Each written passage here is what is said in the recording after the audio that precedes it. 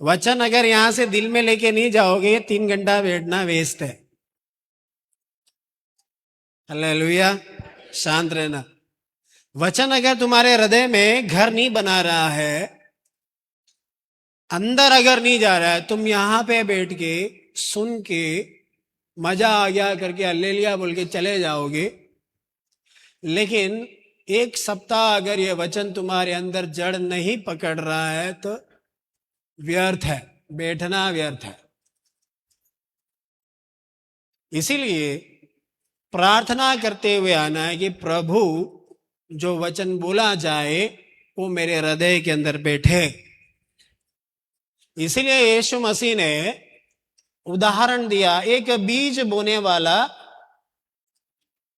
ये अब सब सोचेंगे पादरी साहब हमको सुना, हाँ सुना रहा हूं मैं। एक बीज बोने वाला बीज बोने निकला, तो मैं यहाँ पे क्या कर रहा हूं, बोलो ना। बीज बोया गया, बीज डाल दिया, कुछ बीज सड़क के किनारे, कुछ पथरीली पत्थरों के बीच में, झाड़ियों के बीच में, और कुछ अच्छी जमीन में गिरा। अब ये नहीं लिखा है कि कितना अच्छी जमीन में गिरा और कितना खराब जमीन में गिरा है ना, संक्षेप में बता रहा हूं। लेकिन बीज तो बोया गया है और हर जगह बीज उगा भी है। प्रॉब्लम यह है, सड़क में गिरे हुए के चिड़िए ने चुग लिया, शैतान चुग के चला गया। कांटों और पथरीली पत्थर के बीच में गिरा हुआ को कांटे बड़े और उन्होंने उस बीज को, तुम्हारे जीवन का क्लेश तुम्हारे उस बीज को बढ़ने नहीं देगा। तुम चाहते तो हो कि बढ़ो, लेकिन तुम चाह कर भी नहीं बढ़ पा रहे हो। इसका मतलब यह है वो बीज तुम्हारे गहराई में नहीं गया, और कहीं गलती से चला भी गया तो तुम्हारे क्लेश, तुम्हारी तकलीफें, या तुम्हारी सोच, या तुम्हारी अवस्थाएं, या तुम्हारी परिस्थितियां तुम्हें आगे आने नहीं दे रही है, उसको बढ़ने नहीं दे रही है। और अच्छे बीज की कहानी तो क्या बोलूं, अच्छा बीज उगा, जड़ पकड़ा, गहराई में गया, और वो बीज और उगा, पेड़ बन गया, और उसमें 30 गुना 60 गुना फल उसके अंदर लगे। तो आज भी यहां पे बीज बोया जाएगा। अब ये देखना है आने वाले सप्ताह में किसके अंदर ये बीज जड़ से पकड़ता है। अपना अवलोकन करते जाना। हालेलुया। 1 सप्ताह क्या करना है, बाइबल में लिखा है पहला थिस्सलुनीकी के दूसरा थिस्सलुनीकी के अंदर कि बीरिया के जो विश्वासी थे वे लोग वचन को सुनते थे और फिर घर जाकर उसी वचन में से ढूंढ ढांड करते थे कि भैया ये पौलुस जो सिखा के गया है, या जो पादरी यहां पे 1-1.5 घंटा बोलता है, ये ऐसा ही है या नहीं है, वचन में उसका मेल मिलाप है या नहीं है। और वो ढूंढान करते और भी ज्यादा वचन को गहराई से सोखते जाते, सीखते जाते। ये एक विश्वासी की विशेषता है। तुम दोनों आवाज नहीं करना, खड़ा कर दो। ये एक विश्वासी की विशेषता है। चर्च में आना विश्वासी का लक्षण है, लेकिन जो सीखा है उसके अनुसार चलना उसका सबसे बड़ा लक्षण है। आमेन। इतना काफी है, और बोलना है आमेन। आज के मनन के लिए निकालेंगे इफिसियों की पत्री 3 अध्याय उसका 20 और 21 आयत। इफिसियों की पत्री 3 अध्याय उसका 20 और 21 आयत। कोई भी एक जन आवाज उठा के स्पष्टता से उसे जरा पढ़े। अब जो ऐसा सामर्थ्य है कि हमारी विनती और समझ से कहीं अधिक काम कर सकता है। आगे, उस सामर्थ्य के अनुसार जो हम में कार्य, समझ में आ रहा है। ओके, अब अगली लाइन, हाँ और मसीह यीशु में हाँ, उसकी महिमा पीढ़ी से पीढ़ी तक उसकी महिमा पीढ़ी से पीढ़ी तक युगानुयुग होती रहे। इफिसियों की पत्री ऐसी पत्री है जिसमें हर अध्याय के नीचे आमेन पौलुस बीच बीच में हर अध्याय के नीचे अपना एक बेनेडिक्शन देता है। बेनेडिक्शन का मतलब एक कंक्लूजन, एक समाप्ति वो बीच बीच में वो देता रहता है। तो उसी प्रकार तीसरे अध्याय के अंदर भी पौलुस आमेन एक बेनेडिक्शन दे रहा है, और इस बार का जो बेनेडिक्शन है वो थोड़ा अलग है। अब इस आयत के अंदर वैसे पढ़ना तो 14 से लेके था, लेकिन बहुत गहरा विषय इफिसियों की पत्री, इसीलिए मैंने सिर्फ आमेन इसका 20 और 21 लिया है। इस आयत के अंदर एक ही शब्द बार बार रिपीट हो रहा है, वो है अब जो ऐसा सामर्थी है। नंबर 1 क्या है? सामर्थी है, हमारी विनतियों समझ से अधिक क्या है? काम कर सकता है। तो सामर्थी है, अधिक काम कर सकता है, किसके अनुसार? उस सामर्थ के अनुसार। क्या करेगा? हम में कार्य। तो ये 2 शब्द बार बार रिपीट हो रहे, सामर्थी, सामर्थ, काम और कार्य। तो यहां पर पौलुस प्रभु यीशु मसीह की सामर्थ के बारे में पौलुस बड़े ही क्लियरली, बड़े ही स्पष्ट तौर पर वो बताता है कि प्रभु यीशु मसीह की जो सामर्थ है वो असीमित है, विशाल है, विस्तृत है, उसका आप अंदाजा भी नहीं लगा सकते हैं। विश्वासी सब लोग बाइबल घर जाके पढ़ना, इधर देखो। Hallelujah, hallelujah, hallelujah. चर्च में बाइबल पढ़ना है, बीच के दिन आ जाओ, मैं पढ़ाऊंगा अच्छे से। हालेलुया, आमीन। तो हर विश्वासी को एक बात जानना है कि यीशु मसीह अगर सामर्थी है तो प्रभु यीशु मसीह पर विश्वास करने के द्वारा वही सामर्थ हमारे अंदर भी प्रवाहित होती है।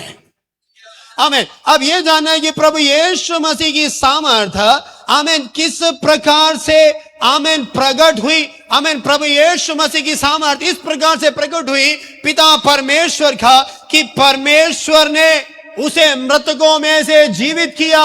आमीन। ना केवल उसे जीवित किया, लेकिन सबके देखते ही देखते आमीन वो स्वर्ग में चढ़ गया। हालेलुया। कितने लोगों को समझ में आ रहा है? ये सामर्थ है या नहीं है? यीशु मसीह को जब क्रूस पर चढ़ाया गया, आमीन, जब क्रूस पर उसने प्राण त्यागे, अनेकों पवित्र लोग जो कब्रों में पड़े थे वे कब्र में से जीवित निकले और लोगों को यहां वहां दिखाई दिए। पढ़ा है ना? ये सही है। लेकिन इनमें से कितने लोग स्वर्ग में चढ़ के गए? किसी का स्वर्गारोहण हुआ क्या? नहीं हुआ। लेकिन आमीन 3 दिन के पश्चात प्रभु यीशु मसीह आमीन आमीन जब उसे मारा गया, गाड़ा गया, तीसरे दिन प्रभु यीशु मसीह न केवल मृतकों में से जीवित हुआ, आमीन, अनेकों लोगों को प्रभु यीशु मसीह दिखाई दिया। न केवल दिखाई दिया, 40 दिन तक उनके मध्य में चला फिरा, देखा, सिखाया, समझाया। लेकिन एक दिन ऐसा आया, यीशु मसीह इन्हीं सब लोगों के शिष्यों के देखते देखते वो स्वर्ग में भी चढ़ गया। हालेलुया। तुम चढ़ सकते हो क्या स्वर्ग में? निम्रोद ने कोशिश किया बाबेल का टावर बना के, आमीन, ये कोशिश किया कि मैं एक ऐसा बड़ा टावर बनाऊंगा कि आने वाले दिनों में जल प्रलय ना हो। आमीन। ये टावर बनाते बनाते बनाते स्वर्ग तक पहुंच जाऊंगा करके उसने प्लानिंग किया। टावर बनाया भी सही, लेकिन परमेश्वर ने आके आमीन उसके टावर को भी गिरा दिया। आमीन। पूरी भीड़ को तितर बितर कर दिया। परमेश्वर की योजना के खिलाफ इकट्ठी हुई भीड़ को परमेश्वर ने तितर बितर कर दिया। हालेलुया। परमेश्वर की योजना यह थी, मनुष्य जाति को जो परमेश्वर ने आशीष दिया, उन आशीषों में एक था, तुम फलो फूलो और पृथ्वी भर में भर जाओ, सब जानवरों, सब जगहों को तुम अपने अधीनता में ले लो। हालेलुया। लेकिन यही मनुष्य परमेश्वर की योजना के खिलाफ जब एकत्रित होता है, परमेश्वर अपने सामर्थ्य में उतर कर आता है। आमीन। ना केवल उनके कार्य को नाश करता है, लेकिन जो भीड़ उन्होंने इकट्ठा किया था, उस भीड़ को भी परमेश्वर तितर बितर कर देता है।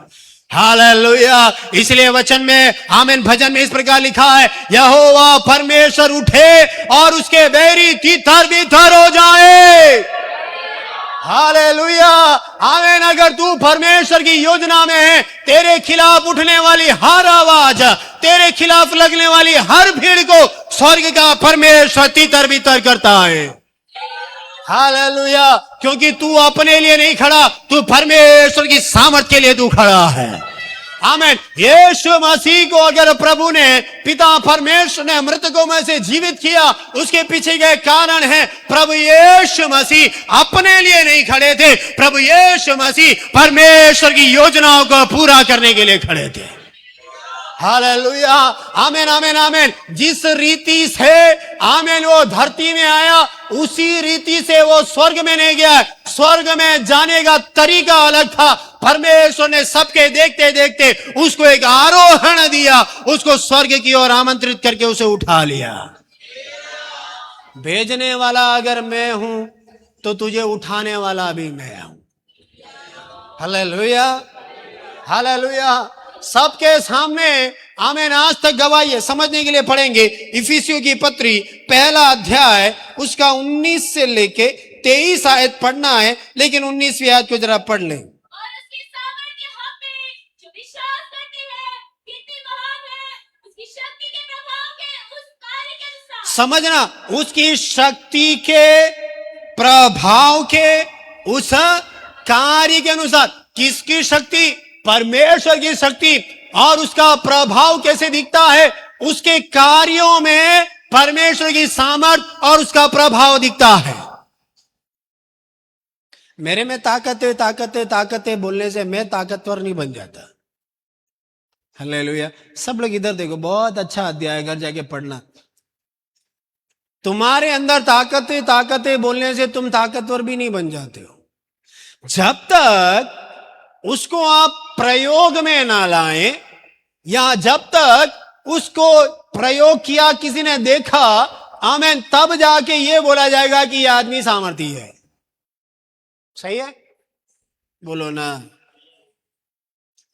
तो परमेश्वर की सामर्थ हम में जो विश्वास करते हैं कितनी महान है। अगर ऐसा है, प्रभु का हर एक विश्वासी जो आत्मा और सच्चाई से परमेश्वर की आराधना करता, परमेश्वर की महिमा करते हुए भय और भक्ति के साथ अपने इस जीवन की यात्रा में परमेश्वर को अपने सम्मुख जानकर, यीशु मसीह पर विश्वास कर जो व्यक्ति अपने जीवन को जीता है, उसके अंदर यही परमेश्वर की सामर्थ निवास करती है। हालेलुया। समझ में आया है तो परमेश्वर के नाम को महिमा देना। हालेलुया।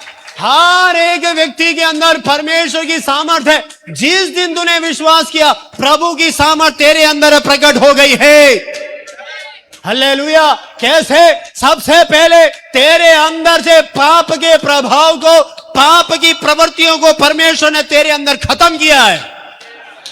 हालेलुया।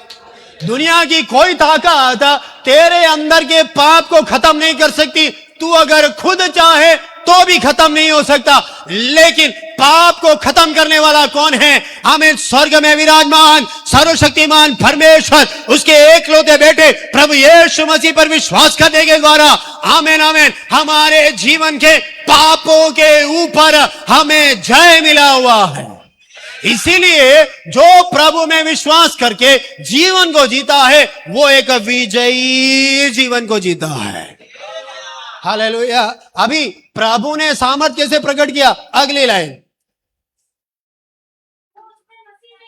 जो उसने मसीह में किया कि उसको मरे हुओं में से जिलाकर स्वर्गीय स्थानों में अपनी दाहिनी ओर सब प्रकार की, रुक जाओ, परमेश्वर ने उसे मरे हुओं में से जिलाकर, किसने जिलाया? परमेश्वर ने जिलाया। जिसको परमेश्वर ने जिलाया उसको दोबारा कोई मार भी नहीं सकता है। हालेलुया। किसी की प्रार्थना से तुम्हारा रोग दूर हो जाएगा, लेकिन इसकी गारंटी नहीं है कि तुझे दूसरा रोग नहीं लगेगा। हालेलुया। ये लोग चंगाई चंगाई करके भागते हैं, कहीं उधर उधर उधर, ये पादरी वो पादरी, ये चर्च वो चर्च, छोड़ दो। Hallelujah hallelujah.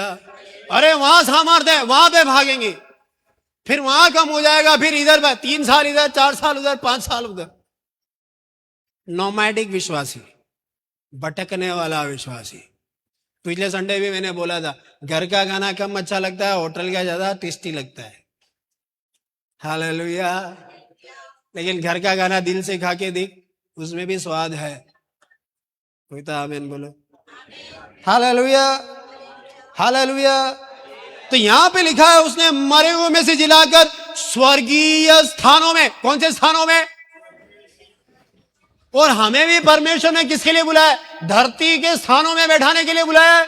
नहीं, हमें भी परमेश्वर ने स्वर्ग राज्य में परमेश्वर के साथ, प्रभु यीशु मसीह के साथ, संतों के साथ, भक्तों के साथ, पवित्रों के साथ निवास करने के लिए, प्रभु की महिमा करने के लिए परमेश्वर ने बुलाया है। इसीलिए जिसको उस बड़ी महिमा के लिए बुलाया है वह धरती की बातों से अपने आप को मलिन नहीं करता है। कितने लोगों को समझ में आया? हालेलुया। तू अपने आप को धरती की बातों से, अपने आप को तुझे गंदा करने की जरूरत नहीं है। तू धरती का है ही नहीं।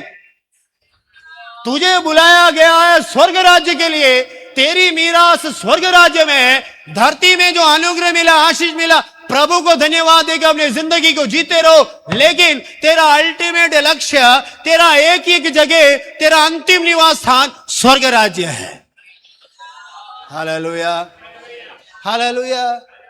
मैं तुम्हें स्वर्ग में लेके नहीं जा सकता, रास्ता दिखा सकता हूं, लेकिन प्रभु यीशु मसीह न केवल रास्ता दिखाता है, स्वर्ग में तुम्हारा जगह मुकम्मल भी करता है।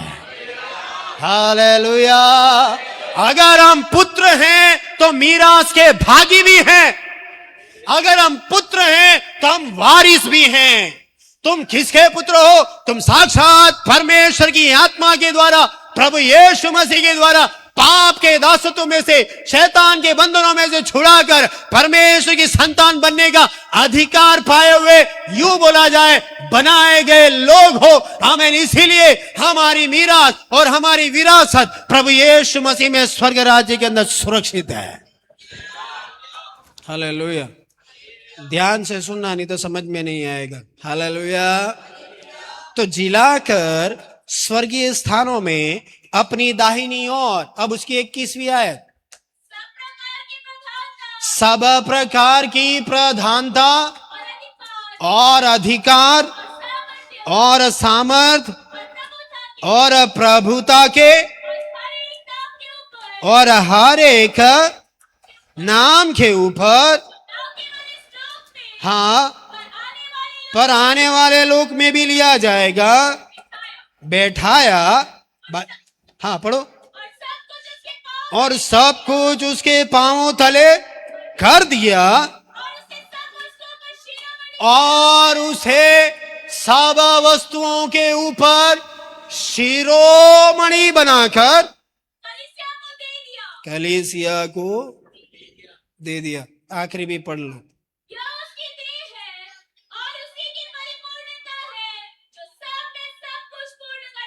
आमीन हालेलुया। तो इसीलिए बोला है सब नामों में श्रेष्ठ नाम यीशु का नाम प्रभु यीशु पिता परमेश्वर ने दिया है। और जिलाया कैसे? जिलाकर, हाँ तू अब जिंदा हो गया, आजा मेरे पास में, तेरा काम जो हो गया था पूरा हो गया, खत्म करो। अब तेरे को पीड़ा के दिन खत्म, तेरे क्लेश के दिन खत्म। तूने जितना सहा, 33 साल इस धरती में तू जिया, आखिरी के 33 साल मेरी सेवा, 3.5 साल मेरी सेवा की। आमीन। एक पूरा दिन तूने मेरे लिए मार खाया, कष्ट सहा।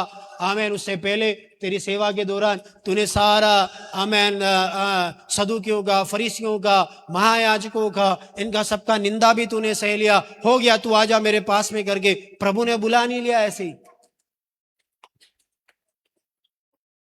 हालेलुया। प्रभु ने कैसे बुलाया है, जो अभी हमने पढ़ा, क्या पढ़ा है? सब प्रकार की प्रधानता, सब अधिकार, सामर्थ, प्रभुता के, आमेन, इन सब के ऊपर सब नामों में श्रेष्ठ नाम दिया, यीशु मसीह को अपना नाम दिया, श्रेष्ठ नाम दिया, और सब कुछ उसके पांवों तले कर दिया। किसके पांवों तले? प्रभु यीशु मसीह के पांवों तले। हर चीज, हर बात प्रभु के पैरों तले कर दिया। यही शैतान जब परीक्षा लेने के लिए यीशु मसीह के पास में आ बोला, तू अपने आप को ऊपर से नीचे गिरा दे, स्वर्गदूत को आज्ञा देगा, तुझे ठेस ना लगे, पकड़ लेगा, बचा लेंगे। फिर बोलता है तू पत्थर को रोटी बना दे। फिर बोलता है अगर तू दंडवत करे तो जगत का सारा वैभव तुझे दे दिया जाएगा। क्या प्रभु यीशु मसीह ने कुछ किया? नहीं किया। क्यों? नंबर 1 वो परमेश्वर है, उसकी गहराई में मैं नहीं जाना चाहता। लेकिन जब परीक्षाओं के साथ शैतान उसके पास में आया, प्रभु यीशु मसीह ने वचनों के द्वारा उसके ऊपर जय पाया, और अल्टीमेटली स्वर्ग में से ही प्रभु को मालूम है आने वाले दिनों में आज जिसके ऊपर ये दावा ठोकता है, ये सारी चीजें एक दिन मेरे पैरों के नीचे आने वाली है। हालेलुया। जो चीजें तेरे पैरों के नीचे आने वाली है, उन चीजों के लिए तू क्यों भागता है? प्रभु बोलेगा मुझे इन चीजों के लिए भागने की जरूरत नहीं है, क्योंकि इन सब को बनाने वाला मैं ही हूं। Hallelujah, hallelujah. अगर ऐसा है तो नए नियम का विश्वासी क्यों अनुग्रह, आशीष, भलाई, ये वो दुनिया भर की चीजों के पीछे भाग रहा है? अरे तुझे इन चीजों के पीछे जाने के लिए नहीं बुलाया, तेरे प्राण का उद्धार हो गया, यही तेरे लिए सबसे बड़ी बात है। और सबसे बड़ी बात यह है, जिसके कदमों के नीचे सारी चीजें स्वर्ग के परमेश्वर ने कर दिया, वो यीशु मसीह तेरे जीवन के अंदर वास करता है। अगर वो तेरे अंदर है तो ये सारी चीजें तेरे भी कदमों के नीचे है। हालेलुया। समझ में आया है तो ताली बजा के परमेश्वर को महिमा देना। Hallelujah, hallelujah. इसीलिए जो चीजें पैरों के नीचे है, उसके लिए मनुष्य को दौड़ भाग करने की जरूरत नहीं है। Hallelujah, hallelujah. उदाहरण यीशु मसीह का, किसी ने जाके बोला प्रभु तू कहां रहता है, मुझे दिखा दे। प्रभु बोला आजा मेरे पीछे, देख ले। बोला भैया आकाश के पक्षियों के लिए घोंसला है, इवन एक लोमड़ी जो सबसे धूर्त माना जाता है उसके लिए उसने अपना एक गुफा, लेकिन मनुष्य के पुत्र के लिए सर छुपाने का जगह, क्योंकि प्रभु यीशु मसीह धरती में सर छुपाने नहीं आया था। अब ये बोल के घर बार छोड़ के जंगल में नहीं चला जाना। हालेलुया। इस धरती में प्रभु सब देता है हमारा अनुग्रह के लिए, ताकि हम आराम से भक्ति करें, क्योंकि प्रभु को मालूम है यहां मैं आया हूं, मैं टेम्परेरी आया हूं, मेरा निवास स्थान तो मेरे परमेश्वर के साथ में स्वर्ग राज्य में है। अभी मैं आ तो गया, लेकिन मेरा भी तो एक उद्धार होना बाकी है। प्रभु यीशु मसीह का उद्धार क्या था? मृतकों में से परमेश्वर ने अपने असीम सामर्थ्य से उसको जीवित किया, और वो एक तो हो गया, और सबसे बड़ा ये था आमीन, दोबारा उसका स्वर्गारोहण हो गया। हालेलुया। तो वो जहां से आया, आमीन, आया वैसे नहीं, अद्भुत तरीके से आमीन अपनी पूरी सामर्थ के साथ वो स्वर्ग राज्य में चढ़ के गया है। हालेलुया। समझ में आ रहा है? अगर ऐसा है तो वैसा ही उद्धार प्रभु ने हमारे लिए रखा है। इसीलिए विश्वासी तू यहां वहां क्यों भटकता है? तू जिधर है वहां पर परमेश्वर तेरे संग में है। हालेलुया। जैसा आज हमने वचन को पढ़ा है, जैसे ही तू पुकारेगा, स्वर्ग में विराजमान हमारा महाराजा हमें उत्तर देगा। हालेलुया। ना केवल वो उत्तर देगा, आमीन, तेरे जीवन को आमीन धन्य करता हुआ प्रभु तेरे विश्वास की इस यात्रा में तुझे जय के साथ आगे बढ़ने के लिए सामर्थ्य भी देता है। Hallelujah, hallelujah. और सबसे बढ़िया बात यह है, उसे सब वस्तुओं पर शिरोमणि ठहराकर कलीसिया को कहां दे दिया? क्या ठहराया उसको? शिरोमणि। शिरोमणि का संधि विच्छेद किया जाता है। शिरो मतलब सर, टॉप, और मणि मतलब मणि। तो मणि को कहां धरा जाता है? हालेलुया। राजाओं के मुकुटों में मणि धरा जाता है। आमीन। हमारे भारत के पास भी था, कोहिनूर का हीरा था। हालेलुया। अभी ब्रिटेन के म्यूजियम में है, टिकट लगता है हजारों रुपए का। हालेलुया। लेकिन जो भी है, तो जो भी राजा होता है उसके मुकुट में मणि ठहराया जाता है। यहां पर यीशु मसीह के मुकुट में मणि नहीं लगाया जा रहा है, वो खुद एक मणि है। इसका मतलब सारी मणियों के ऊपर एक मणि है, शिरोमणि, वो हमारा प्रभु यीशु मसीह है। Hallelujah, hallelujah. तो विश्वासी, आमीन, जब इतना बढ़िया प्रभु यीशु मसीह खुदावंदा हमारे जीवन में आया है, तुझे मणियों की खोज में नहीं घूमना है। Hallelujah, hallelujah, hallelujah. और मणि ठहरा करके कहां पे दिया? शिरोमणि ठहरा कर कलीसिया को दे दिया। तो ना केवल तेरे व्यक्तिगत जीवन में यीशु मसीह टॉप है, तेरी कलीसिया में भी यीशु मसीह टॉप है। हालेलुया। यीशु जैसा कोई नहीं है। हम गाते हैं ना, यीशु जैसा, वास्तव में उसके जैसा कोई नहीं है। जब तुम उसके साथ संग संग अपने जीवन की यात्रा में आगे बढ़ोगे, तब तुम्हें पता चलेगा कि प्रभु यीशु मसीह जैसा वास्तव में कोई नहीं है। और दूसरा, प्रभु यीशु मसीह सामर्थ के बारे में यहां लिखा हुआ है।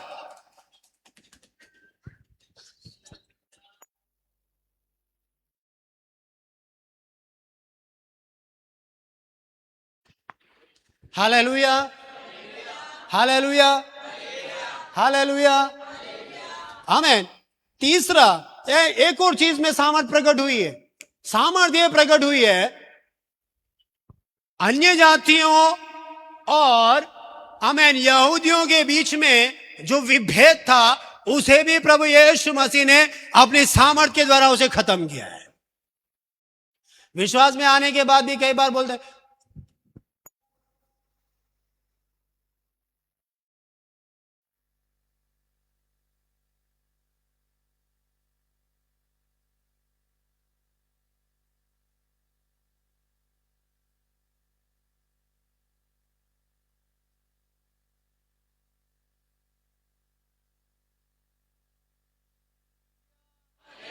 तो यीशु मसीह ने, प्रभु यीशु मसीह में सबको एक कर दिया, कोई भी भेद नहीं है। इसलिए वचन बोलता, अब ना यूनानी है, ना कोई यहूदी है, ना आमीन कोई है, सब प्रभु में एक देह बन गए।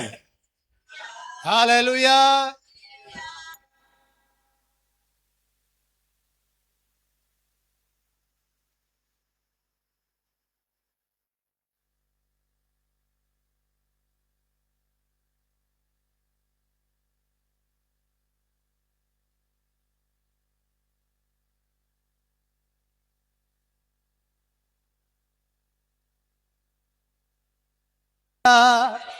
समझ में आ रहा है?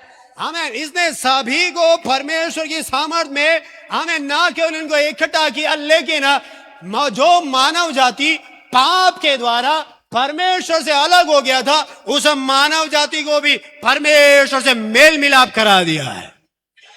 कराया या नहीं कराया? अगर प्रभु हमारे जीवन में नहीं आया होता, आज भी हम हमारे पाप के बंधनों में पड़े रहते। हमेशा याद रखें, हम हमारी सड़ाहट में अपने जीवन को जी रहे होते। हालेलुया, आमीन। भला हो प्रभु यीशु मसीह का, उसने प्राण को त्यागा आमेन अपना प्राण वापस लिया और उस पुनरुत्थान की सामर्थ्य के द्वारा आमेन जैसे प्रभु यीशु मसीह मारा गया, गाड़ा गया, जी उठा, हम भी अपने पाप के लिए आमेन हम मारे गए, गाड़े गए, हम भी उसमें से जिलाए गए हैं, ताकि आगे को हम पाप के अनुसार नहीं, आगे को हम प्रभु यीशु मसीह की पुनरुत्थान की सामर्थ्य के अनुसार अपनी जिंदगी को प्रभु यीशु मसीह में जीते जाएं। कलीसिया को और क्या चाहिए? कलीसिया जब प्रभु में, उसके वचन में, उसके मार्ग में दृढ़ हो जाती है, फिर कलीसिया और विश्वासी यहां वहां की बातों को नहीं देखेगा, इधर उधर नहीं भागेगा। जो विश्वास उसे मिला उसे दृढ़ता से उसमें वो आगे बढ़ता जाएगा। हालेलुया। विश्वासी भटकता कब है? विश्वासी गिरता कब है? विश्वासी पीछे कब हटता है? आमीन। ये सारी चीजें कब होती हैं? जो मैंने शुरू में बोला, जब जो वचन बोया गया है, खरा वचन जो बोला गया है, खरी शिक्षा जो दी जाती है, जब वो दिल की गहराई में नहीं जाता है, जड़ नहीं पकड़ता है, ऐसा विश्वासी फिसलावे रास्ते में खड़ा हुआ है, तो कभी भी फिसल सकता है या कोई भी तुझे फिसला सकता है। हालेलुया। फिसलने वाला विश्वासी है क्या? यह दृढ़ता से अपने विश्वास में मजबूती से आगे बढ़ने वाला विश्वासी है। हालेलुया। एक बार प्रभु में हम हैं तो हम एक नई सृष्टि हैं। देखो, पुराना सारा बीत गया, प्रभु सब कुछ नया करता है। ना केवल आत्मिक जीवन में परमेश्वर सब कुछ हमारे लिए नया करता है, लेकिन आमीन, हमारी मृत्यु के पश्चात जब हम स्वर्ग राज्य में भी जाते हैं, सब कुछ इस धरती वाला नहीं है। एक नई जिंदगी में, एक नए आयाम में हम प्रवेश कर जाते हैं। जीवन जीने का प्रकाश यही होना चाहिए। विश्वास में आगे बढ़ते रहने का मूल यही होना चाहिए। Hallelujah, hallelujah. हो सकता है हमारी कोई प्रार्थना प्रभु सुने, हो सकता है प्रभु ना भी सुने। जैसा शद्रक, मेशक और अबेदनगो ने बोला, परमेश्वर हमें आग में से बचाए तो भी ठीक है, नहीं भी बचाए तो भी चलेगा। जन्म देने वाला तो वही है। किसने जन्म दिया? हम बोल के जन्म लेके आए क्या? मैं पहले भी बोला है एक बार, हम बोल के आए क्या प्रभु मेरे को जन्म दे?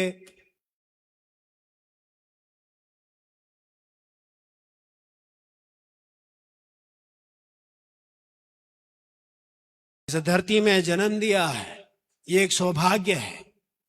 और इसी धरती के अंदर जीते हुए प्रभु को जानने का एक मौका मिला, उद्धार पाने का एक अवसर मिला, यह महासौभाग्य है। हालेलुया। किसी को मजा नहीं आया ये सौभाग्य में? हालेलुया। कहीं और बोला तो आग लग गया होता। हालेलुया। अरे ये महासौभाग्य। फिर विश्वासी, तू इधर उधर कहां उलझा हुआ है? निकल बाहर उसमें से। तुझे बुलाया है यीशु मसीह को देख के चलने के लिए। तेरा विश्वास का मतलब, विश्वासी का मतलब क्या है? जिस पर तूने विश्वास किया उसको देखता हुआ अपनी जिंदगी में आगे बढ़ता जा।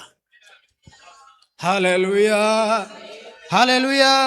पढ़ो जरा समझने के लिए। इफिसियों 2 अध्याय उसका 19 से लेके 22 पढ़ना, जरा पढ़े उसको। इसलिए तुम अविदेशी और मुसाफिर नहीं रहे, हाँ, परंतु पवित्र लोगों के संगी स्वदेशी। हाँ, समझ में आया। इसीलिए तुम अब विदेशी और मुसाफिर नहीं रहे।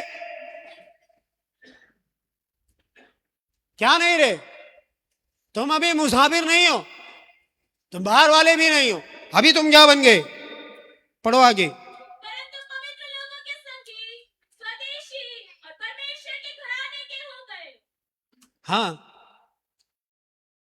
परंतु पवित्र लोगों के संगी, स्वदेशी और परमेश्वर के घराने के।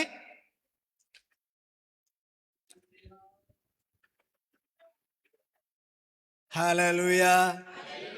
कितने लोगों को समझ में आया? इसलिए कोई ये नहीं बोला मैं उधर का, मैं इधर का, मैं वो, मैं तू कहीं का नहीं है, तो स्वर्ग राज्य का। हालेलुया। कहीं का नहीं है मतलब वो कहीं का नहीं है, नहीं, शारीरिक रूप से। हालेलुया। हम पवित्र लोगों के संगी हो गए। पवित्र लोगों के संगी है या नहीं है? बोलो ना। उठना बैठना पवित्रों के साथ होना है। पवित्र कौन है?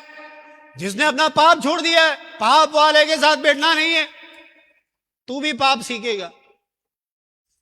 हालेलुया। पाप करना कोई सिखाता है क्या? वो तो ऑलरेडी ब्लड के अंदर है, बस उसको जगाने वाला कोई होना चाहिए। और जैसे ही तुमको जगाने वाला कोई मिल जाता तुम भी साथ में हो जाओ, बढ़िया हो गया। मैं तो वेट कर रहा था, अकेला तड़प रहा था, तू भी आ गया, मजा आ गया। हालेलुया। लेकिन पवित्र स्वभाव जगाना पड़ता है, पाप को छोड़ना पड़ता है, बुराइयों को छोड़ना पड़ता है, गंदगियों से बाहर निकलना पड़ता है। आमीन। इसमें अच्छा बनने के लिए परिश्रम लगता है। अच्छा बनने के लिए लगता है कि नहीं लगता है? हालेलुया। लेकिन बुरा बनने के लिए परिश्रम चाहिए क्या? वो अपने आप बुरे बन ही जाते हैं। हर इंसान के अंदर एक बुराई रहती है, लेकिन भला हो परमेश्वर का, उसकी पवित्र आत्मा के द्वारा प्रभु यीशु मसीह की सामर्थ में हर बुराई के ऊपर परमेश्वर में जयवंत करता है। हालेलुया। यही तो परमेश्वर की सामर्थ्य है प्रभु यीशु मसीह ने। कई बार लोग ये सोचते प्रभु यीशु मसीह पे विश्वास कर लिया, अभी चंगा है, छुटकारा भले, वो आधी शिक्षा है, हो गया हो। जिंदगी भर चंगाई चंगाई करके नहीं चल सकते हो। अरे उसके अलावा प्रभु यीशु मसीह की भलाइयों को देखो। तुम्हें हर रोज प्रभु चला रहा है, उस मार्ग को देखो जिसमें प्रभु तुम्हें चला रहा है। हालेलुया। कितनी कितनी भलाइयां अच्छाइयों के अंदर प्रभु तुम्हें लेके घूम रहा है। कई बातें जिसकी तुमने कल्पना भी नहीं की, ऐसे अनुग्रह तुम्हारे जीवन के अंदर परमेश्वर करता आता है। आमीन। सबसे बढ़कर आमीन इन चीजों को, आमीन ये आदि शिक्षाओं के पीछे चलकर आमीन जाना नहीं है, बल्कि अब आगे विश्वास में एक कदम आगे बढ़ो। हमेशा पहली क्लास में बैठ के दूध पीते रहने से बच्चा बड़ा नहीं होगा।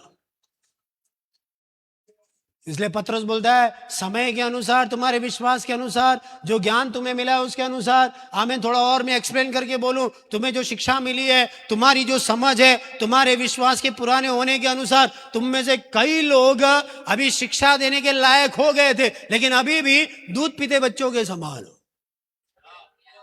कठोर भोजन, कठोर शिक्षा हजम नहीं होती है। हालेलुया। जैसे ही कठोर शिक्षा आएगा ठोकर लग जाती है। आमीन। क्योंकि ये वचन हमें काटता है, वचन हमसे व्यवहार करता है। बोलते हैं ना, तेरा वचन मेरे पैरों के लिए मार्ग के लिए ज्योति और पैरों के लिए। हा? तो है क्या वास्तव में? ये वचन जो बोला जाता है, जब हम पढ़ते हैं तो कई बार समझ में नहीं आता, लेकिन जब इसका जब प्रचार होता है, वचन का प्रकाश जब हमारे हृदयों के अंदर लगता है, हमारे हृदय के अंधेरे कोनों के अंदर एक उजाला आता है। और जैसे ही उजाला आता है, जिन बातों को हमने दबा के रखा है, वचन के प्रकाश के अंदर सामने आ जाता है। तब जाके ये वचन हमें लगता है। और जब वचन हमें लगता है, इसका मतलब यह है, ये वचन अभी तेरे लिए प्रकाश बन गया है, तेरे लिए दीपक बन गया है। अभी तुझे करना क्या है? जिस बात में तुझे ये वचन लग रहा है, उस बात को अपने जीवन से बाहर कर दे। तब तेरे मार्ग में ये ज्योति बनकर तुझे सीधा सीधा सीधा सीधा चलाता जाएगा। Hallelujah, hallelujah, hallelujah. बाकी संडे स्कूल में वचन में खड़े होके बोलने में बड़ा मजा आएगा, लेकिन जब ये वचन वास्तव में ज्योति बनने लग जाए, अपने को बेकार लगता है। नहीं नहीं नहीं नहीं नहीं पादरी साहब, हालेलुया, हालेलुया। और मैं दावे से बोल सकता हूं, तुम्हारे हृदय की दबी बातें भी कई बार मेरे मैसेज में आ जाता है, किसी के बोलने से नहीं। ये परमेश्वर का आत्मा है जो प्रकट करता है। और अगर ये वचन तेरे को लगता है तो तू भाग्यशाली है। तेरे को अगर वचन नहीं लग रहा है, तेरे अंदर नहीं जा रहा है, तू अभागा है थोड़ा सा। थोड़ा सा, क्योंकि भवन में है ना, थोड़ा सा, लेकिन जैसे तुझे दिल में लेने लग जाएगा और ये वचन तुझे काटता रहेगा, काटता रहेगा, काटता रहेगा, और एक दिन ऐसा आएगा ये वचन तुझे काटेगा नहीं, लेकिन तुझे मजा आने लगेगा। मजा नहीं बोलूंगा, अच्छा लगने लगेगा, और तुझे लगेगा अरे ये वचन मेरे को जरूरी था। जब हमारी सोच ऐसी हो जाएगी, हम भाग्यशाली हैं। Hallelujah, hallelujah, hallelujah. आगे तो हम परमेश्वर के घराने के हो गए। कोई छत्तीसगढ़ का है, कोई महाराष्ट्र का है, कोई आंध्रा का है, कोई केरला का है, आमेन। लेकिन हम अभी किसके हो गए? परमेश्वर के घराने के हो गए। हालेलुया। तो कहां यूनानी रहा और कहां यहूदी रहा? प्रभु यीशु मसीह में विश्वास करने के द्वारा यूनानी और यहूदी दोनों प्रभु के हो गए। अगर वो हो गए तो हम भी प्रभु के हो गए। हालेलुया। 20वीं आयत। और प्रेरित और भविष्यद्वक्ताओं की नींव पर, हाँ, जिसके कोने का पत्थर जिसके कोने का पत्थर यीशु स्वयं मसीह यीशु स्वयं ही है, बनाए गए हो। बनाए गए हो। तो ये सारा प्रभु का घराना जो बन रहा है, उसकी नींव का पत्थर कौन है? प्रभु यीशु मसीह। तो आदिम कलीसिया की शुरुआत किस पर हुई है? प्रभु यीशु मसीह पर। और अगर कोई चर्च ये बोलता है हम प्रभु यीशु मसीह के अनुसार नहीं, हम केवल पवित्र आत्मा के अनुसार या केवल यहोवा परमेश्वर के अनुसार हम चलने वाले हैं, वो कलीसिया गलत कलीसिया है, उनका विश्वास भी गलत है। हालेलुया। और केवल अगर कोई ये भी बोले हम केवल यीशु मसीह वाले हैं, आत्मा को नहीं मानते, पिता परमेश्वर को नहीं मानते, अगर कोई ये भी बोलता है, वो भी गलत है। इन तीनों ने मिलकर परमेश्वर की कलीसिया का निर्माण किया है। मानव जाति के उद्धार में तीनों शामिल हैं। कैसे? पिता परमेश्वर की योजना के अनुसार प्रभु यीशु मसीह का जन्म धरती में पवित्र आत्मा के द्वारा हुआ। प्रभु यीशु मसीह ने आज्ञा पूरा करने के लिए बपतिस्मा लिया, पवित्र आत्मा उसके ऊपर आकर ठहर गया। और साथ ही साथ यीशु मसीह ने जितना समय इस धरती में बिताया, परमेश्वर की आत्मा, या यूं बोला जाए साक्षात परमेश्वर से, आमीन, प्रभु यीशु मसीह का वार्तालाप होता रहता था। Hallelujah, hallelujah.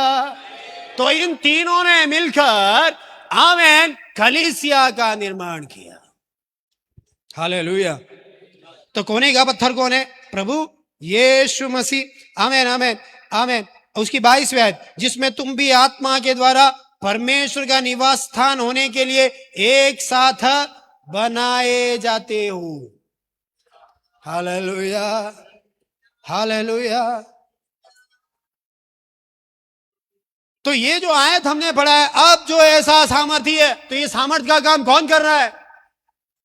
प्रभु यीशु मसीह, पिता परमेश्वर के द्वारा, पवित्र आत्मा, ये तीनों मिलकर इस सामर्थ्य के काम को करते हैं। हालेलुया। अभी ये जो सामर्थ्य है, आमीन, इसके बारे में बोला गया है कि ये काम करता रहता है। प्रभु यीशु मसीह की सामर्थ्य पड़ा हुआ नहीं है। उदाहरण के लिए बैटरी देखा है? सब लोग इधर देखे, बैटरी के अंदर पावर है। हम टीवी के रिमोट में डालते हैं, हम घड़ी में डालते हैं, इसके अंदर पावर है। लेकिन ये पावर तभी काम करता है जब इस्तेमाल में लाया जाता है। सही है?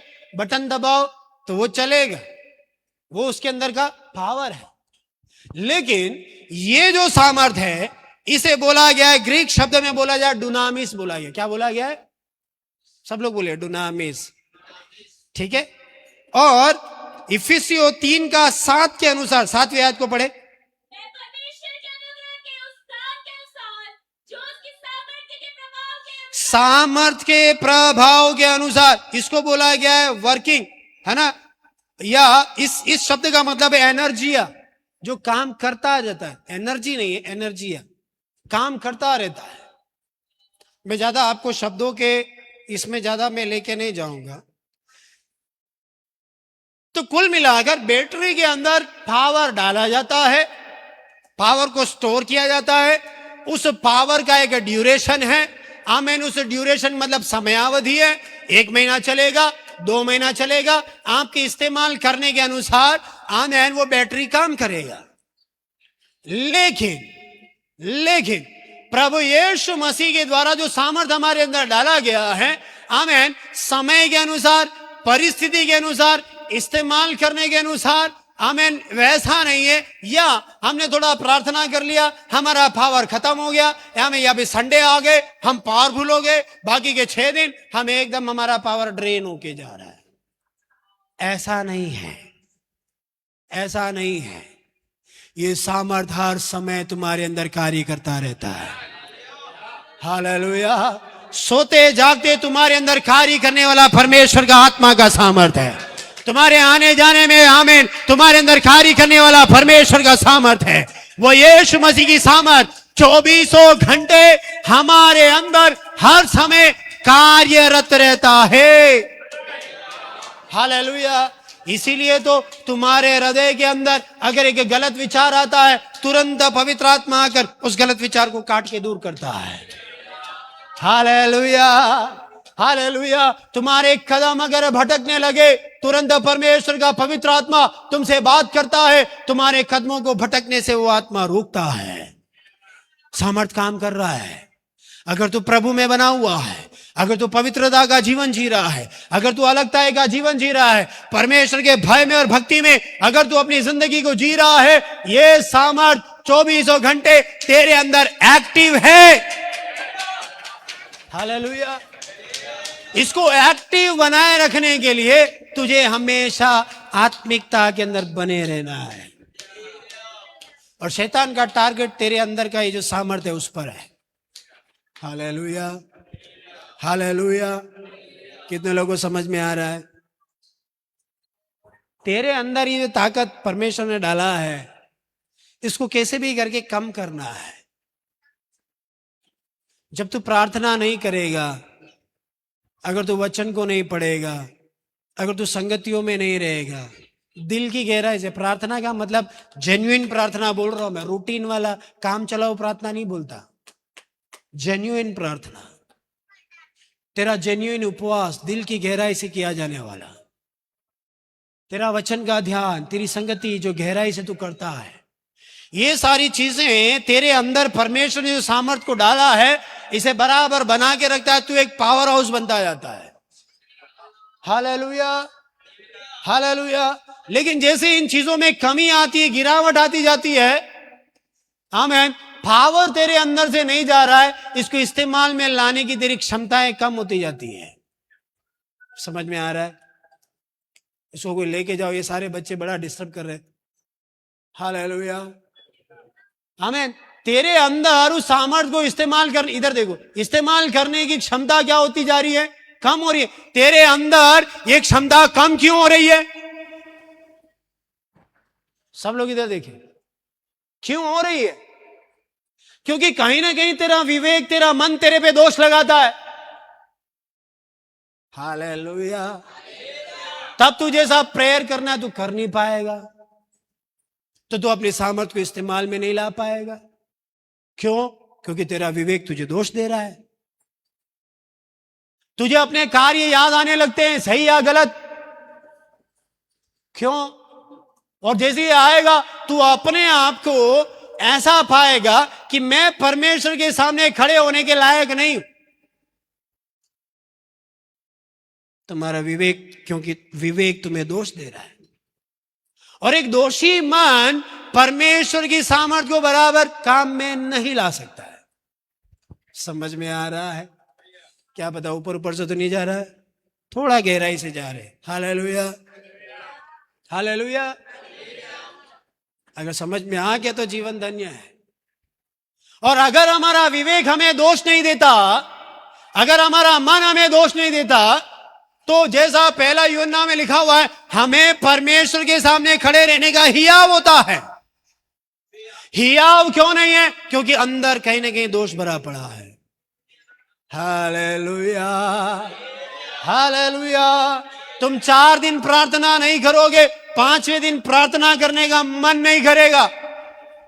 तुम गहराई से आत्मा में जो दुआ करते थे, प्रार्थना करते थे, 1-2 सप्ताह अगर नहीं करोगे, आमीन, आने वाले दिन में फिर जब तुम प्रार्थना के लिए बैठोगे, पहले तो तुम्हारा 2 सप्ताह का भरपाई पूरा होगा। क्योंकि ये 2 सप्ताह के अंदर बिना दुआ, बिना प्रार्थना का जो जिंदगी जिया है, तेरे जाने अनजाने में तेरे जीवन में जो गिरावट आया है, उन सबको आमीन तुझे भरपाई करना ही पड़ेगा। हालेलुया। कई लोग सोच में पड़ गए। Hallelujah, hallelujah. इसीलिए यीशु मसीह ने बोला, 2 घड़ी भी तुम मेरे साथ जाग नहीं पाए। देखो वो समय आता है, मनुष्य का पुत्र पकड़वाया जाता है, और आ भी गया है। लेकिन 2 घड़ी, अरे अंतिम घड़ी, मेरा जीवन का आखिरी कुछ समय चल रहा है, 1 दिन भी नहीं बचा है। मैं तुमको इसीलिए साथ में लेकर आया हूं कि तुम मेरे लिए प्रार्थना करो। मेरे लिए मत करो, कम से कम कुछ तो दुआ करो। और फिर प्रभु बोलता, सोते ही रहो। सोने वाले को क्या बोला? सोता रहे। क्योंकि मनुष्य का पुत्र तो पकड़वाया जा रहा है। वो तो आया था जिस उद्देश्य के लिए, वो तो पूरा हो ही रहा है। तो सोने वाला विश्वासी आमीन सामर्थ के कामों में आगे नहीं बढ़ सकता है। उसके अंदर परमेश्वर का विश्वास, प्रभु यीशु मसीह पे विश्वास के द्वारा जो एक नया सामर्थ जो परमेश्वर ने अंदर डाला है, उसको वो इस्तेमाल में नहीं ला सकता। तब जाके पादरियों को ढूंढने लगते हैं। उधर भविष्यवाणी है, इधर चंगाई है, उधर सामर्थ है, उधर कुछ तो हो रहा है, उधर लोग गिर रहे, लुढ़क रहे, उछल रहे, नाच रहे, उधर ये हो रहा है, ये हो रहा है, ऑनलाइन ऑफलाइन। हालेलुया। सब भागते फिरेंगे। विश्वास इसीलिए पराजित होता जाता है। और जान लेना, संसार में मसीह विरोधी की आत्मा है, और अगर उसके ऊपर जय पाना है तो तेरे अंदर पवित्र आत्मा की सामर्थ्य से तो दुआ और प्रार्थना करने वाला होना चाहिए। हालेलुया। तभी तो कलीसिया विजयी होगी, तभी तो कलीसिया आगे बढ़ेगी, तभी तो विश्वासी दृढ़ता से विश्वास में बना रह पाएगा। सोता रहने वाला विश्वासी का कुछ नहीं होने वाला। हालेलुया। थोड़ा गंभीर हो गए सब लोग, है ना? हालेलुया। होना है। विश्वास किया है तो किस डायरेक्शन में जा रहे हो, कौन सी दिशा में जा रहे हो? प्रभु की बातें समझ में ही नहीं आ रही है। हम आशीष आशीष आशीष आशीष आशीष आशीष, एक दिन आशीष नहीं मिला तो क्या होगा? एक दिन चंगाई नहीं मिला तो क्या होगा? एक दिन प्रभु ने कुछ बड़ा काम नहीं किया तो तुम्हारा क्या होगा? ऐसे विश्वासी गिरते जाते हैं। परमेश्वर के विश्वासियों का, संतों का मेला ऐसे आगे ही बढ़ता जाएगा, कमजोर कमजोर पीछे गिरते जाएंगे। कितने लोगों का विश्वास की नैया डूब गया है। कितने लोगों ने, याद करो, कितने लोगों ने हमारे साथ विश्वास के जीवन की शुरुआत की और कितने लोग गिर गए हैं, कितने लोग चले गए हैं। हमें, लेकिन अगर तू बना हुआ है, कहीं ना कहीं परमेश्वर का अनुग्रह तेरे ऊपर है। हालेलुया। इसीलिए विश्वासी, परमेश्वर की सामर्थ में तुझे बलवंत और मजबूत होना है, कारण वो हमारी समझ से कहीं अधिक बढ़कर आज भी हमारे अंदर कार्य करता है। और अभी ये सामर्थ जो परमेश्वर ने हमारे अंदर डाला है, उसका उद्देश्य क्या है? उसका एक ही उद्देश्य है, उसके द्वारा हम हमारे परमेश्वर की महिमा करें। पढ़ो जल्दी से यूहन्ना का सुसमाचार 16वां अध्याय, उसकी 14वीं आयत, 14th वर्स, 16 का 14। और जोर से, हाँ।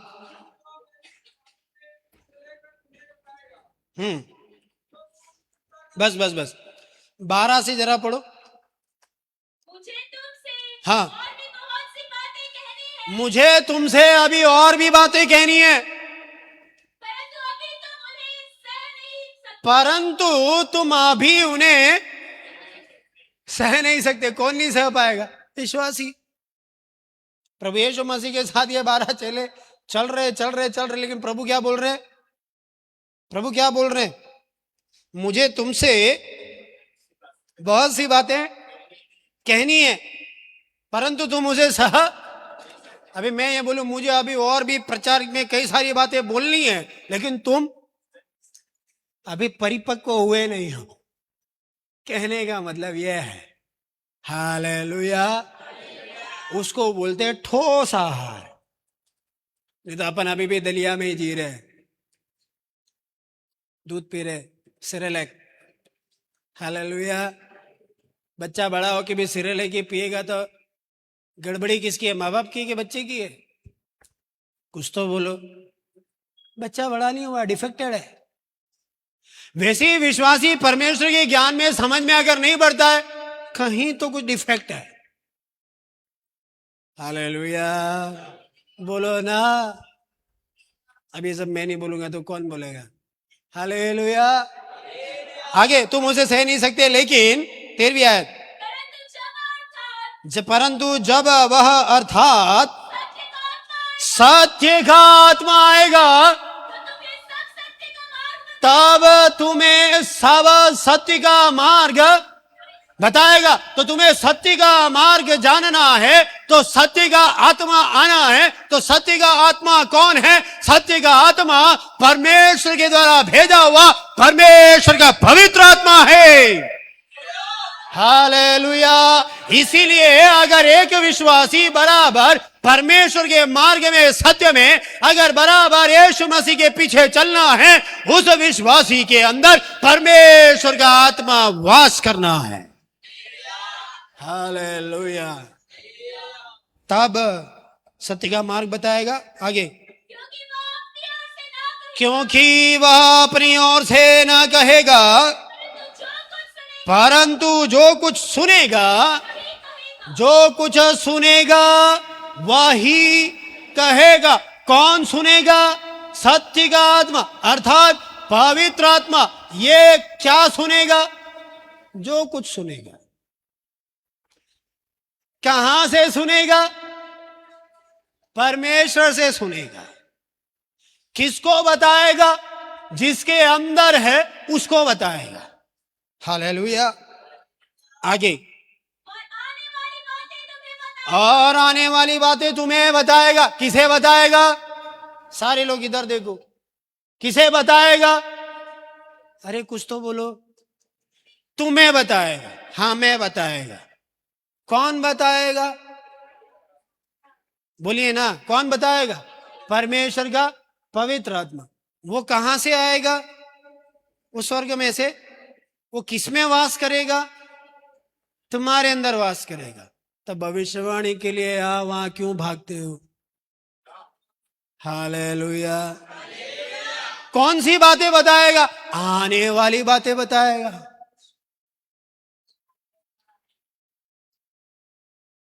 यहां बैठे हुए सारे भविष्यवक्ता है। कोई और भविष्यवाणी नहीं किया। अगर तुम ये बोलते हो प्रभु यीशु मसीह आने वाला है, वो सबसे बड़ा भविष्यवाणी है। कोई और भविष्यवाणी पूरा हो ना हो, ये जरूर पूरा होगा। कोई खुशी नहीं है? प्रभु आना है कि नहीं आना है? कि तुम दुआ तो नहीं करो प्रभु अभी नहीं आना, कल आता है, आज आए, आज आता है, अभी आता है, इसी समय आए। हालेलुया। जब भी आए हम उधर जाएं। आमीन। Hallelujah, hallelujah. क्योंकि आने वाला आएगा और देर ना करेगा।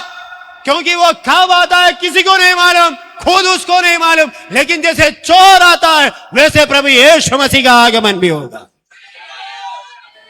होकर ही रहेगा।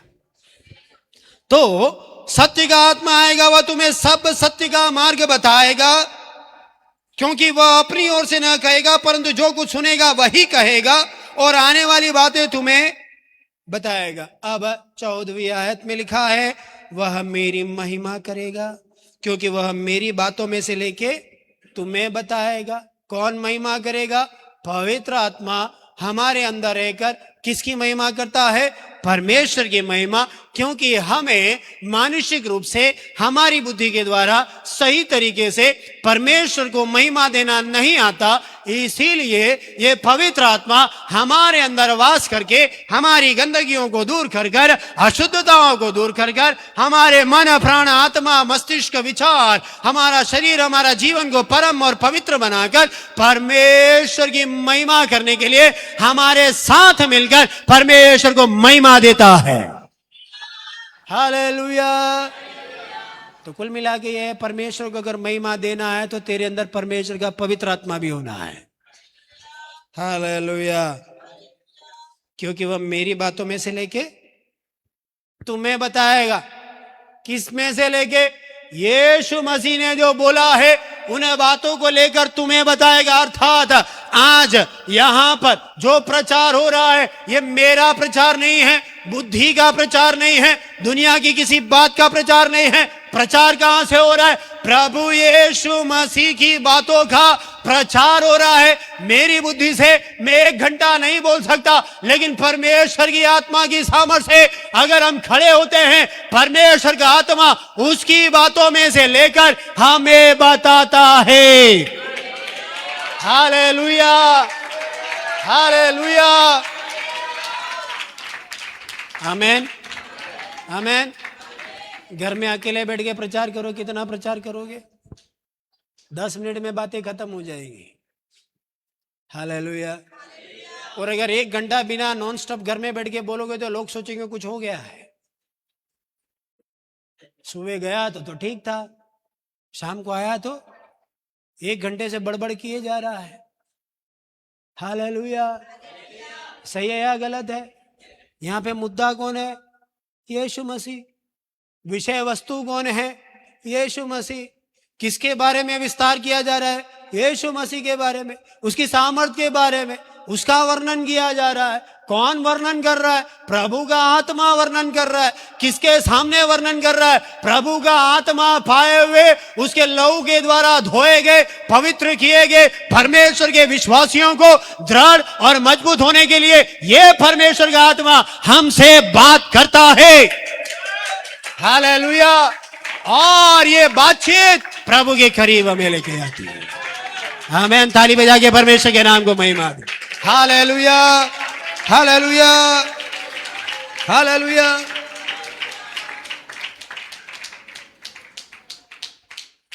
कभी ये नहीं सोचना ये आत्मा हमारी श्रेष्ठता को बताने के लिए नहीं।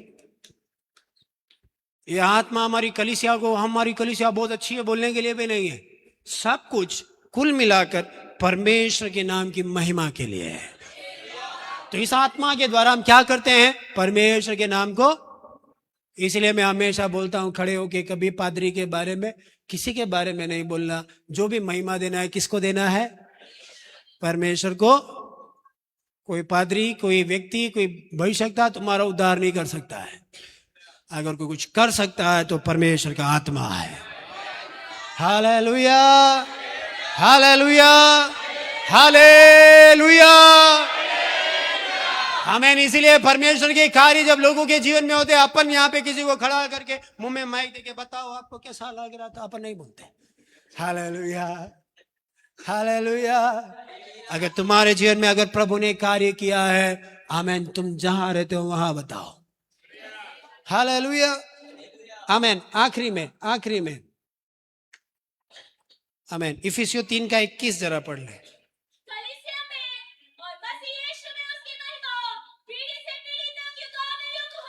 कलीसिया में और मसीह यीशु में उसकी महिमा पीढ़ी से पीढ़ी तक युगानुयुग होती रहे। युगानुयुग का मतलब है एक ऐसा युग जिसका कोई अंत नहीं है। पहले तो आया पीढ़ी से पीढ़ी। पीढ़ी से पीढ़ी का मतलब मेरा घराना, फिर आगे प्रभु यीशु मसीह का जब तक आगमन नहीं होता, या इस संसार का जब तक अंत नहीं होता, अगर हमारा वंश पाया जाता है, उन वंश के द्वारा प्रभु यीशु मसीह को महिमा मिले। वो पीढ़ी से पीढ़ी। और युगानुयुग का मतलब है न केवल इस युग में प्रभु की महिमा हो, यीशु मसीह को महिमा मिले, लेकिन जब तक एक युग आता है, आने वाले युगों तक स्वर्ग राज्य में हमें हमेशा हर समय हमारे प्रभु यीशु मसीह की महिमा होती रहे।